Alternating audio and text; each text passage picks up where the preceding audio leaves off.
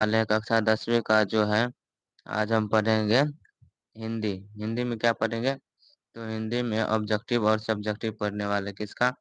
तो श्रम विभाजन और जाति प्रथा का। इसका जो लेखक है वह भीमराव अम्बेडकर है। सबसे पहले ये जानिए कि सबसे पहले किस चैप्टर का लेखक कौन है, वो पहले जानते हैं किसका? तो जो भी हमारे इस इधर से गुरु नानक से पहले है उसके सभी का हम सभी को जान लेंगे, फिर उनका अगले दिन देख लेंगे उससे आगे। तो चलिए आप लोग बताइए कैसे हैं और क्या कर रहे हैं। तो ऐसे ही हम हिंदी का ऑब्जेक्टिव और सब्जेक्टिव लगातार 24 चैप्टर है तो 24 दिन कराएंगे, तो आप लोग करिएगा। चलिए चलिए तो क्लास को शुरू करते हैं। क्लास को शुरू करने से पहले आप लोग शेयर कर दीजिए और लाइक कर दीजिए और सब्सक्राइब कर दीजिए। तो उससे पहले एक मोटिवेशन लाइन हो जाए। कहते हैं कि क्या कहते हैं, रख हौसला वो मंजर भी आएगा, प्यासे के पास चलकर खुद समंदर भी आएगा, और तुम बैठना ए मंजिल के मुसाफिर, मंजिल भी मिलेगी और मिलने का मजा भी आएगा। तो हमें थक कर नहीं बैठना है और हमें मंजिल भी मिलेगी और मंजिल मिलने की मजा भी मिलेगी। चलिए तो सबसे फर्स्ट फर्स्ट में चलते हैं। सबसे फर्स्ट में कह रहा है कि श्रम विभाजन और जाति प्रथा। श्रम विभाजन जाति प्रथा जो है वह वह कौन सी पाठ की विधा है? तो वह निबंध है और वह लिखा गया है भीमराव अम्बेडकर के द्वारा। इसे हम इसे हम कैसे याद रख सकते हैं? तो ऐसे हम याद रख सकते हैं कि जैसे श्रम कौन करता है? भीम। कौन करता है श्रम? मेहनत कौन करता है? तो भीम करता है। इससे याद रख सकते हैं भीमराव अम्बेडकर। और निबंध को याद कैसे रख सकते हैं? तो निबंध को हम इसे डायरेक्ट भी रख सकते हैं। क्या? निबंध याद रख सकते हैं। तो श्रम विभाजन और जाति प्रथा का लेखक भीमराव अम्बेडकर, पाठ की विधा निबंध। चलिए दूसरा में देखते हैं। इससे इसके 12 से लगभग एक एक ऑब्जेक्टिव रहेगा। चलिए दूसरा में देखते हैं। दूसरा में कह रहा है विष के दांत। विष के दांत ऐसे किसे कैसे याद रख सकते हैं? तो विष के दांत को जैसे हम कि विष जो होता है वह शर्मा जाति में होता है, वह शर्मा जाति में होता है। ऐसे हम याद रख सकते हैं। क्या? विष जो होता है वह शर्मा जाति में होता है और इस विष जो है शर्मा जाति में होता है। तो इससे याद रख सकते हैं नलिन विलोचन शर्मा। और यह जो कहाँ सुनने में अच्छा लगता है? तो यह कहानी में सुनने में अच्छा लगते हैं। तो इसे क्या याद रख सकते हैं? विष के दांत, निबंध, कहानी, सॉरी, विधा, कहानी और लेखक नलिन विलोचन शर्मा। विष के दांत क्या कहते हैं? कहानी नलिन विलोचन शर्मा। इसे कैसे याद रख सकते हैं? विष के दांत को, जो विष होता है वह शर्मा जाति में होता है। तो विष के दांत, शर्मा एक ही तो है, तो इस पाठ में तो नलिन विलोचन शर्मा, इसे हम नलिन विलोचन शर्मा याद रख सकते हैं शर्मा से। और यह जो कहाँ सुनने में अच्छा लगता है? तो यह कहानी में हमको सुनने में अच्छा लगता है, तो यह कहानी हो जाएगा। भारत से क्या सीखे? भारत से भारत से क्या सीखे? तो हम इसे ऐसे याद रख सकते हैं कि भारत से हम मूल बात सीखे। क्या? मूल बात सीखे। तो मूल बात से याद रख सकते हैं मूलर, और उससे पहले हम लगा देंगे मैक्स। और जो भारत से क्या सीखे? तो भारत में अधिकांश व्यक्ति भाषण देता है। इसे हम ऐसे भी कर सकते हैं, भारत में अधिकांश व्यक्ति भाषण देते हैं। तो भारत से क्या सीखे? पहला तो भाषण, पाठ की विधा, भाषण। और लेखक कौन? Max Muller. मैक्स मुलर कौन? लेखक। चलिए आप इसे याद रख सकते हैं। भारत से क्या सीखे? पाठ की विधा, भाषण और लेखक मैक्स मुलर। चलिए शुरू से एक बार रिवाइज करिए, शुरू से। श्रम विभाजन जाति प्रथा, लेखक भीमराव अम्बेडकर, पाठ की विधा निबंध, विष के दांत नलिन विलोचन शर्मा, पाठ की विधा कहानी, भारत से हम क्या सीखे? मैक्स मुलर, पाठ की विधा भाषण। चलिए क्वेश्चन नंबर 4 में कह रहा है कि नाखून क्यों बढ़ते हैं? नाखून क्यों बढ़ते हैं? तो इसका इसका इसका हमने एक सोल्यूशन निकाला कि नाखून क्यों बढ़ते हैं। तो जैसे ही महिला सब हाथ में क्या लगाता है? अलता। अलता नहीं कहेंगे और हम कहेंगे इसको ललता। ललता। तो जैसे ही महिला सब हाथ में ललता लगाता है तो वह 1000 बार क्या करता है? काटता है। इसे याद रख सकते हैं कि हजार से हजारी प्रसाद द्विवेदी और ललिता से ललित निबंध। तो विष के क्या करते हैं, नाखून क्यों बढ़ते हैं, इनका लेखक हजार हजार बार क्या करता है, काटता है। तो हजारी प्रसाद द्विवेदी और ये ये नौ में लगाता है क्या, नाखून में लगाता है क्या, ललता, तो इससे ललित निबंध। चलिए क्वेश्चन नंबर, चलिए अगला पाठ को देखते हैं। अगला हम कह रहा है कि नागरी लिपि, नागरी लिपि इनका लेखक हो गया गुणाकर मूल्य और यह निबंध है। नागरी लिपि में, नागरी लिपि को हम कैसे याद रख सकते हैं, तो नागरी लिपि में हम कह सकते हैं कि जो गुण होता है वह नगर के लोग में गुण होता है, नगर के लोग में गुण होता है। और यह पाठ की विधा कौन सी है, तो यह निबंध हो जाएगा। तो ऐसे कैसे याद रख सकते हैं, नागरी लिपि गुण जो होता है कहाँ के लोग में होता है, तो नगर के लोग में गुण होता है। और यह पाठ की विधा जो हो जाएगा यह निबंध हो जाएगा। इसे ऐसे याद रख सकते हैं कि गुण जो होता है कहाँ के लोग में होता है, तो नगर के लोग में। तो नागरी लिपि कह सकते हैं नगर से, और गुण से गुणाकर मूल्य। तो नागरी लिपि का लेखक गुणाकर मूल्य। यह पाठ की विधा कौन सी है, तो निबंध है, निबंध है।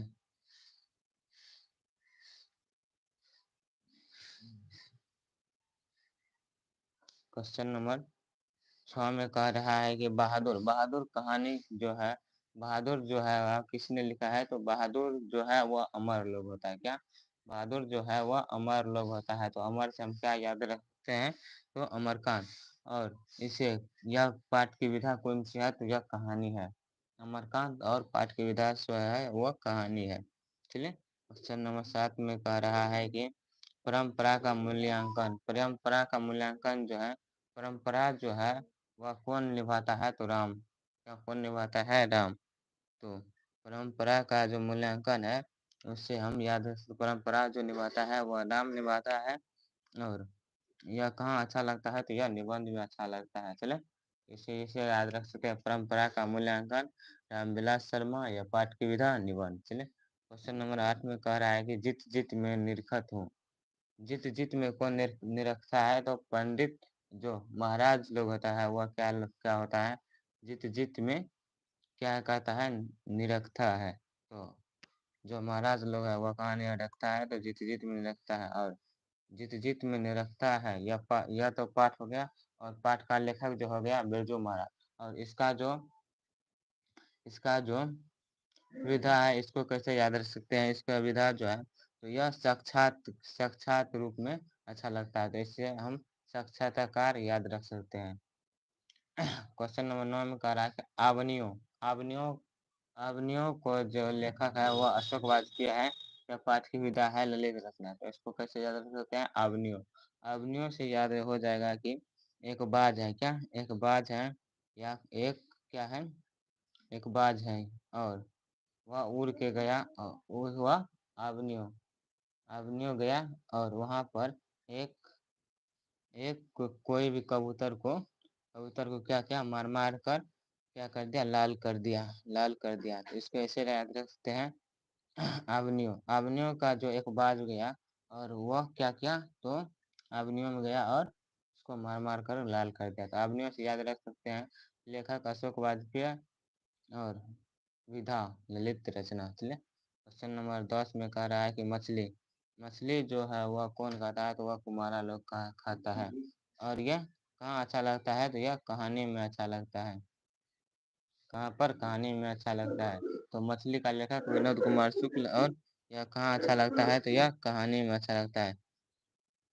क्वेश्चन नंबर 11, पाठ नंबर 11 में कह रहा है कि नौबत खाने में इबादत, लेखक यतीन्द्र मिश्र, लेखक यतीन्द्र मिश्र। इसको क्या याद रख सकते हैं, नौबत खाने में इबादत। इसका लेखक यतीन्द्र मिश्र। और व्यक्ति चित्र, पाठ की विधा व्यक्ति चित्र। शिक्षा और संस्कृति, शिक्षा और संस्कृति कौन निभाता है, तो गांधी जी निभाता है। या क्या होता है, शिक्षा और संस्कृति का लेखक महात्मा गांधी। और पाठ की विधा शिक्षा, शिक्षा शास्त्र, शिक्षा शास्त्र हो जाए, शिक्षा शास्त्र। चलिए आप लोग को यह खत्म हुआ। और चलिए अब हम क्या पढ़ते हैं, ऑब्जेक्टिव पढ़ते हैं। क्या, ऑब्जेक्टिव, ऑब्जेक्टिव के बाद सब्जेक्टिव पढ़ेंगे। सबसे पहले कि श्रम विभाजन जाति प्रथा जो है यह लिखा गया है भीमराव अंबेडकर के द्वारा। यह पाठ की विधा है निबंध। और भीमराव अंबेडकर जो है इनका जन्म हुआ था 14 अप्रैल 1891 में महू मध्य प्रदेश में महू मध्य प्रदेश में। और इनका जो इनका जो इनका जो जन्म हुआ था कहाँ हुआ था? दलित परिवार में हुआ था। दलित परिवार में कब 1891 में। और इनकी मृत्यु 1956 में दिल्ली में। चलिए आप लोग पूछते हैं कि श्रम विभाजन जाति प्रथा पाठ में भीमराव अंबेडकर का एक क्या है प्रसिद्ध भाषण है? कह रहा है कि श्रम विभाजन और जाति प्रथा जो है भीमराव अंबेडकर की एक क्या है प्रमुख भाषण से क्या है प्रमुख भाषण है। यह कहाँ बोलने के लिए गया था? यह लाहौर बोलने के लिए गया था। कहाँ? लाहौर बोलने के लिए गया था। कब? 1936 में बोलने के लिए गया था। कहाँ पर? लाहौर लाहौर में बोलने के लिए गया था। कब?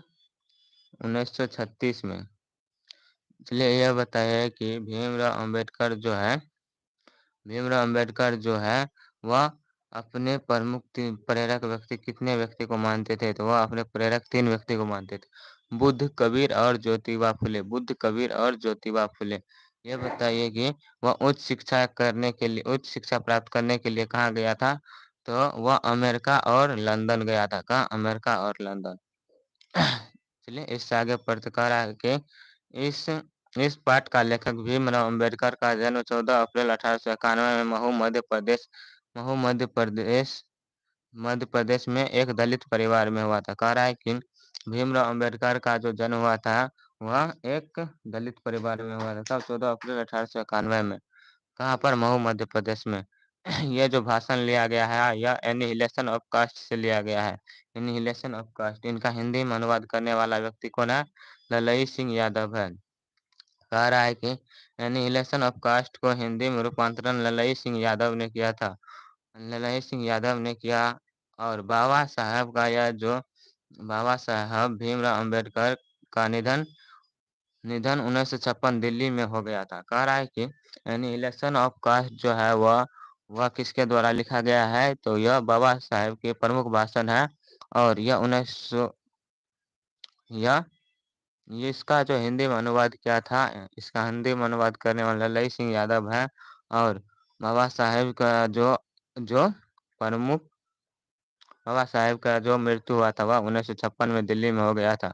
चलिए इससे आगे कह रहा है कि इनके चिंतन व रचनात्मक के मुख्य 3 प्रेरक क्या कह रहा है व्यक्ति है? तो इनके जीवन का जो है प्रमुख 3 प्रेरक व्यक्ति कौन-कौन है? तो ये आप लोग बताइए। सबसे पहले भगवान बुद्ध, उसके बाद कबीर, इसके बाद ज्योतिबा फुले। कौन-कौन? बुद्ध, कबीर और ज्योतिबा फुले। बुद्ध, कबीर और ज्योतिबा फुले। चलिए क्वेश्चन नंबर फर्स्ट में कह रहा है कि लेखक किस विडंबना की बात करते हैं? यानी जो लेखक है वह भीमराव अम्बेडकर किस विडंबना की बात करते हैं?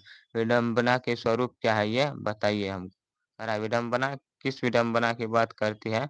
और विडंबना का स्वरूप क्या है? चलिए इसको पढ़ते हैं। विडंबना की बात यह है कि आज लेखक के लिए विडंबना की बात यह है कि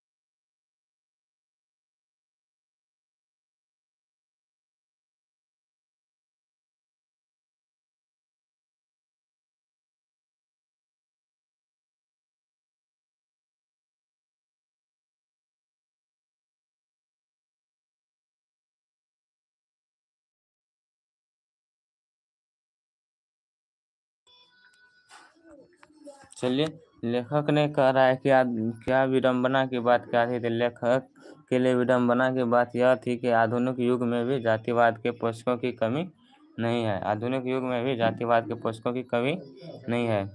लेखक के लिए यह क्या थी, विडंबना की बात थी। चलिए, इससे आगे कह रहा है कि जातिवाद के पोषक उसके पक्ष में क्या तर्क देता है।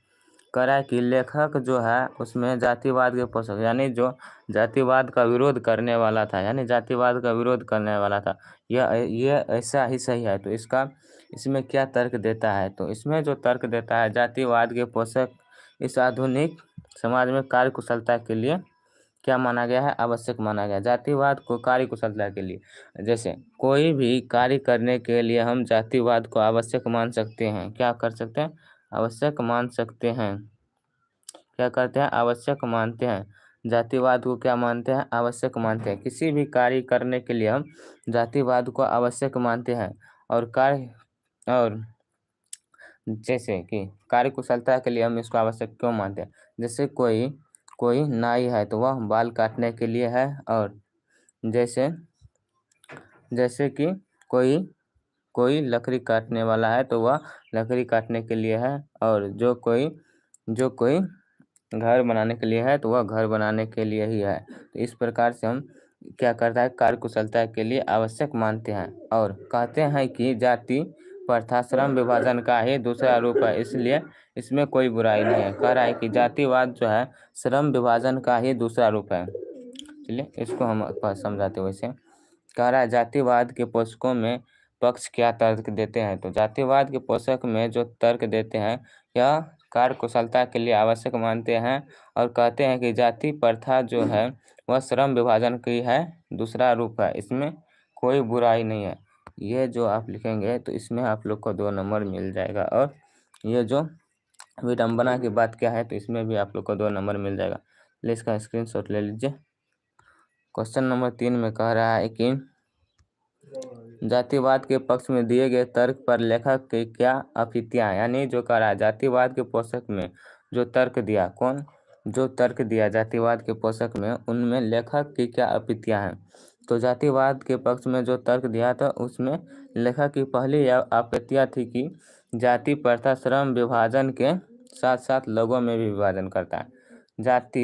जातिवाद जो है लोगों के साथ श्रम के साथ साथ लोगों में भी विभाजन करता है। श्रम का मतलब क्या हुआ कि काम के साथ साथ लोगों में भी विभाजन करता है। और श्रम विभाजन क्या करा है, श्रम विभाजन ही सभ्य समाज की आवश्यकता है, परंतु किसी सभ्य समाज में कार्य के साथ साथ लोगों में विभाजन सही नहीं है, सही विभाजन नहीं है। कह रहा है कि जाति प्रथा जो है, जाति प्रथा वह लोगों के साथ साथ क्या करता है, काम का भी विभाजन करता है।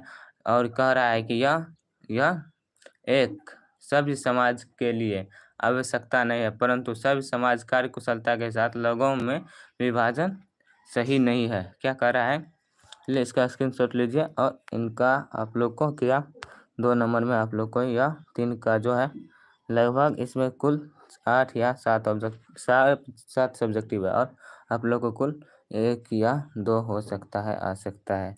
तो जातिवाद के पक्ष में क्या तर्क देता है। तो प्रमुख आपत्तियां लेखक को क्या थी। तो पहला आपत्तियां था कि यह लोगों की जाति के साथ साथ क्या करता है, काम का भी विभाजन करता है, पहला ये थी। और दूसरा यह था कि विभाजन निश्चय ही सभ्य समाज की आवश्यकता क्या है, श्रम विभाजन निश्चय ही क्या करता है समाज की आवश्यकता है। और परंतु किसी सभ्य समाज के लिए, किसी सभ्य समाज में कार्य के साथ साथ लोगों में विभाजन सही नहीं है। या इनके 3 आपत्तियां, इनमें कुल 2 भी लिख सकते हैं। इसको ऐसे भी लिख सकते हैं। जातिवाद के पक्ष में लेखक यह तर्क देता है कि जो श्रम विभाजन है वह लोगों में विभाजन करता है, अतः यह सभी समाज के लिए सही नहीं है, ऐसे भी लिख सकते हैं। चलिए क्वेश्चन नंबर 4 में कह रहा है कि जाति प्रथा भारतीय समाज में श्रम विभाजन का स्वाभाविक रूप है, क्यों नहीं कही जा सकती है। तो भारत में जो जाति प्रथा भारतीय समाज में श्रम विभाजन का स्वाभाविक रूप क्यों नहीं कही जा सकती है? तो इसको क्यों नहीं हम कह सकते हैं, क्या श्रम विभाजन का स्वाभाविक रूप क्यों नहीं कह सकते हैं? इसको इसलिए नहीं कह सकते हैं क्योंकि जो जो श्रमिक होता है वह अस्वाभाविक विभाजन ही नहीं बल्कि श्रमिकों का एक दूसरे का उच्च नीच भी दर्शाता है। चलिए तो इसको हम पढ़ते हैं। पहले सबसे पहले कह रहा है, भारत की जाति प्रथा की एक और विशेषता है कि यह श्रमिकों का अस्वाभाविक विभाजन ही नहीं बल्कि श्रमिकों का एक दूसरे को ऊंच नीच दर्शाता है, जो विश्व के किसी भी समाज में नहीं पाया जा सकता। तो यह कह रहा है कि भारत में जो जाति प्रथा है यह एक क्या है, विशेषता है। क्या है? यह एक विशेषता है। यह जो है श्रमिकों का अस्वाभाविक विभाजन करता है। श्रमिकों का जो है अस्वाभाविक विभाजन का मतलब हुआ कि इसको ऊंच नीच के रूप में क्या करता है, दर्शाता है। जैसे कोई दलित परिवार से है और कोई नॉर्मल से है, तो वह क्या करता है, तो उसको ऊंचा और नीचा दिखाता है। और क्या करता है, जो विश्व के किसी भी समाज में नहीं पाया जा सकता। इसको वैसे भी लिख सकते हैं, जाति प्रथा जो है वह श्रम विभाजन का अस्वाभाविक रूप नहीं है, बल्कि यह एक दूसरों में क्या करता है, विभाजन पैदा करता है या उच्च नीच का भेद पैदा करता है, जो विश्व के किसी भी समाज में नहीं पाया जाता। चलिए आप लोग क्वेश्चन नंबर 4 और 5 का क्या लीजिए, स्क्रीनशॉट लीजिए और इससे आगे पढ़ते हैं। इससे आगे 4 के बाद कह रहा है कि 5 में, और आप लोग 4 हो गया, और 4 से पहले आप लोग जो नए हैं वो लोग सब्सक्राइब कर दीजिए। और चलिए इसके बाद 12 बजे हम 12:45 में हम मैथ पढ़ेंगे। चलिए क्वेश्चन नंबर 5 में कह रहा है कि जाति प्रथा भारत में बेरोजगारी का एक प्रमुख और प्रत्यक्ष कारण कैसे बनी? जो जाति प्रथा है वह भारत में बेरोजगारी का प्रमुख एवं प्रत्यक्ष कारण, यानी सही और क्या कर रहा है, प्रत्यक्ष, हमेशा के लिए कारण क्यों बनी है? तो भारत में जो है जाति प्रथा लोगों को कोई भी ऐसा कार्य चुनने की अनुमति नहीं देती है जो उनके पूर्वजों ने नहीं किया हो। तो जाति प्रथा जो एक ऐसी प्रथा है जो क्या करता है, अपने पूर्वज जो कार्य किया है वही कार्य करना पड़ेगा। जैसे कोई भैंस चरा रहा है तो वह केवल भैंस चराएगा, और जो कोई बाल काट रहा है तो केवल बाल ही काटेगा। तो यह हमें चुनने की अनुमति देती है जाति प्रथा। और कह रहा है लोगों को अपने पूर्वजों का ही कार्य चुनते हैं, जिस कारण जाति प्रथा भारत में बेरोजगारी का प्रमुख कारण है। क्या करता है कि जो उसके पिता ने कार्य किया है या उसकी माँ ने कार्य किया है उसी कार्य को चुनता है, क्योंकि सब जो अब एक ही कार्य करेगा, जिसको मन नहीं लगेगा उसको भी आप उसी कार्य में भिड़ाइएगा तो वह क्या करेगा, अच्छे से कार्य नहीं करेगा, उसको क्या होगा, बेरोजगारी होगा, रुपया कम होगा, तो वह क्या करेगा, तो वह बेरोजगार के रूप में घूमता रहेगा। और यह क्या हो जाएगा, बेरोजगार के रूप में जब ही घूमेगा तो वह बेरोजगारी हो जाएगा। बेरोजगारी का मतलब हो गया कि उसका ना तो घर चलेगा और ना ही परिवार चलेगा, और उसके पास मरने के अलावा कोई रास्ता नहीं होगा। चलिए आप लोग क्वेश्चन नंबर 5 का स्क्रीनशॉट लीजिए। फिर 6 में चलते हैं। 6 में कह रहा है कि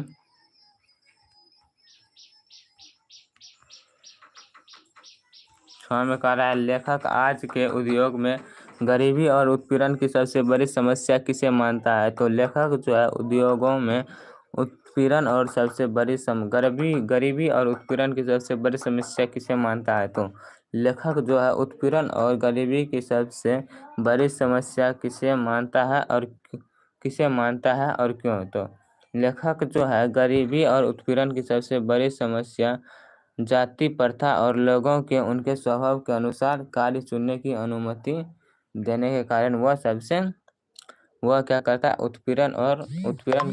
गरीबी और उत्पीड़न की सबसे बड़ी समस्या क्या है? लेखक के अनुसार कह रहा है कि गरीबी और उत्पीड़न की सबसे बड़ी समस्या क्या है, जाति प्रथा है। यह ऐसे भी लिख सकते हैं इसको 2 नंबर में। लेखक के द्वारा गरीबी और उत्पीड़न की सबसे बड़ी समस्या क्या है, जाति प्रथा। इतना में ही ख़त्म। इतना लिखने की ज़रूरत नहीं है। इसमें भी 2 नंबर, जितना शॉर्ट आंसर देगा उसको 2 1 या 2 लाइन, और जो लॉन्ग आंसर रहेगा उसको 4 या 5 लाइन। चलिए क्वेश्चन नंबर 7 में कह रहा है कि लेखक ने पाठ में किन पहलुओं से जाति प्रथा को एक हानिकारक प्रथा दिखाई है। यानी जो कह रहा है किन पहलू के कारण जाति प्रथा को एक हानिकारक प्रथा दिखाया है। तो इस पाठ में लेखक जो है किस कई पहलुओं से क्या दिखाया, जाति प्रथा को एक हानिकारक प्रथा बताया है। कैसे? जिसमें से रचनात्मक पहलू सबसे प्रमुख है। क्या करा है? जो इसमें जो दिखाया है भीमराव अंबेडकर की जाति प्रथा एक हानिकारक प्रथा है, इसको किस अनेकों कारण से दिखाया है। जैसे यह क्षेत्रवाद भी हो सकता है, क्षेत्रवाद के रूप में भी या लड़ाई हो सकता है, या धर्म के रूप में भी हो सकता है, या जाति के रूप में भी हो सकता है, या क्या हो सकता है तो खतरनाक हो सकता है। लेकिन जब हम सभी समाज को एक तरह से कार्य चुनने की अनुमति देंगे, उसमें क्या होगा, लड़ाई नहीं होगा। तो इसके कारण से सब एक साथ रहेगा। चलिए क्वेश्चन नंबर 7 और 8 का स्क्रीनशॉट लीजिए और इनके बाद आगे पढ़ते हैं। 7 के बाद 8 में कह रहा है सच्चे लोकतंत्र की स्थापना के लिए लेखक ने किन विशेषताओं का आवश्यक माना है। तो सच्चे लोकतंत्र की स्थापना के लिए लेखक जो है दूध और पानी के मिश्रण जैसे भाईचारा की आवश्यकता मानी। कैसे? दूध और पानी के मिश्रण जैसे क्या माना है, भाईचारा मानने के लिए कह रहा है। चलिए यह खत्म हुआ और इनके बाद हम ऑब्जेक्टिव देखते हैं। ऑब्जेक्टिव में कह रहा है श्रम विभाजन और जाति प्रथा पाठ की विधा है। तो पाठ की विधा जो है वह निबंध है। श्रम विभाजन जाति प्रथा का लेखक कौन है? भीमराव अंबेडकर है। बाबा साहेब भीमराव अंबेडकर का जन्म कब हुआ था? तो 14 अप्रैल 1891 में, महू मध्य प्रदेश। निधन 1956। करा बाबा भीमराव अंबेडकर का जन्म कहाँ हुआ था? तो महू मध्य प्रदेश में। भीमराव अंबेडकर का जन्म किस परिवार में हुआ था? तो दलित परिवार में। मानव मुक्ति का प्रोदाय किसे कहा जाता है? तो भीमराव अंबेडकर को। इनके बाद क्वेश्चन नंबर 7 में कह रहा है कि किस प्रोत्साहन राशि पर भीमराव अंबेडकर ने उच्च शिक्षा प्राप्त करने के लिए न्यूयॉर्क फिर वहां से लंदन गया था? तो बड़ौदा नरेश के शिक्षा प्राप्त करने के लिए से बड़ौदा नरेश से शिक्षा प्राप्त करने के लिए वह कहाँ गया था? तो न्यूयॉर्क और इनके बाद लंदन गया था। भीमराव अंबेडकर के प्रमुख रचनात्मक एवं प्रमुख प्रेरित व्यक्ति कौन थे? तो बुद्ध, कबीर और ज्योतिबा फुले। 9 में कह रहा है कि भारत के संविधान का निर्माण का अहम भूमिका किसकी है? तो भारतीय संविधान के निर्माण में अहम भूमिका भीमराव अंबेडकर की है। यह दलित पार्टी से क्या था। चलिए क्वेश्चन नंबर 10 में कह रहा है कि भीमराव अंबेडकर की मृत्यु कब हुई थी? तो दिसंबर 1956 दिल्ली में। कहाँ पर? दिल्ली में। कह रहा है कि क्वेश्चन नंबर 11 में द कास्ट इन इंडिया यह किसका लेखक है, यह किसके द्वारा लिखा गया है? तो भीमराव अंबेडकर के द्वारा। और इसका एनिहिलेशन ऑफ कास्ट यह ऑब्जेक्टिव में पूछा जाता है। कह रहा है क्वेश्चन नंबर 12 में कह रहा है कि बुद्ध धीम एंड कम्युनिज्म का लेखक कौन है? तो इनका भी लेखक भीमराव अंबेडकर है। क्वेश्चन नंबर 13 में कह रहा है कि बुद्ध एंड हिज धम्मा का लेखक कौन है? तो बुद्ध एंड हिज धम्मा का लेखक भी अंबेडकर जी है। बाबा साहेब भीमराव अंबेडकर की प्रमुख वाङ्मय जो है वह कितने खंड में प्रकाशित है? तो कुल वह 21 खंडों में प्रकाशित है। क्वेश्चन नंबर 15 में कह रहा है कि श्रम विभाजन जाति प्रथा बाबा साहेब अंबेडकर के किस भाषण से लिया गया था? तो वह एनिहिलेशन ऑफ कास्ट से लिया गया था। क्वेश्चन नंबर 16 में कह रहा है कि बाबा साहेब के विख्यात भाषण एनिहिलेशन ऑफ कास्ट का हिंदी में रूपांतरण किसने किया था? हिंदी में रूपांतरण ललई सिंह यादव ने किया था। 17 में कह रहा है कि भारत में बेरोजगारी का प्रमुख कारण क्या है? तो भारत में बेरोजगारी का प्रमुख कारण जाति प्रथा है। क्वेश्चन नंबर 18 में कह रहा है कि जाति प्रथा स्वाभाविक विभाजन नहीं है क्योंकि यह रुचि पर आधारित नहीं है, इसी कारण जाति प्रथा जो है वह यह क्या है? स्वाभाविक विभाजन नहीं है। 19 में कह रहा है कि आदर्श समाज स्वतंत्रता, समानता एवं प्रभुत्व पर आधारित होगा, किसने कहा था? तो वह भीमराव अंबेडकर ने कहा था कि आदर्श समाज जो है स्वतंत्रता, समानता और प्रभुत्व पर क्या होगा? आधारित होगा। उसके बाद 20 में कह रहा है कि भारत में बेरोजगारी का प्रमुख और प्रत्यक्ष कारण क्या है। तो भारत में जो बेरोजगारी का एवं प्रमुख एवं प्रत्यक्ष कारण क्या है, जाति प्रथा, जाति प्रथा, जाति प्रथा है। क्वेश्चन नंबर 21 में कह रहा है कि आधुनिक सभ्य समाज श्रम मानता है, विभाजन को आवश्यक क्यों। तो श्रम विभाजन को आवश्यक क्यों मानता है आधुनिक समाज। तो वह कार्य कुशलता के लिए आवश्यकता है, इसलिए क्या मानता है, उसको उसको आवश्यक मानता है। चलिए 22 में कह रहा है कि भारतीय संविधान का निर्माता कौन है। भारतीय संविधान का जो निर्माता है वह भीमराव अम्बेडकर है। क्वेश्चन नंबर 23 में कह रहा है कि सच्चे लोकतंत्र में कैसे भाईचारा होनी चाहिए। तो सच्चे लोकतंत्र में दूध और पानी के मिश्रण जैसा भाईचारा होना चाहिए। उसके बाद 23 के बाद और है, 23 के बाद नहीं है, 23 के बाद नहीं है, 23 के बाद नहीं है। तो आप लोग बताइए कितना सही हुआ और कितना गलत हुआ। और चलिए आप लोग जो नए हैं वो लोग सब्सक्राइब कर दीजिए और लाइक कर दीजिए। बाय। चलिए बाय। आज की क्लास यहीं पर ख़त्म होती है। चलिए।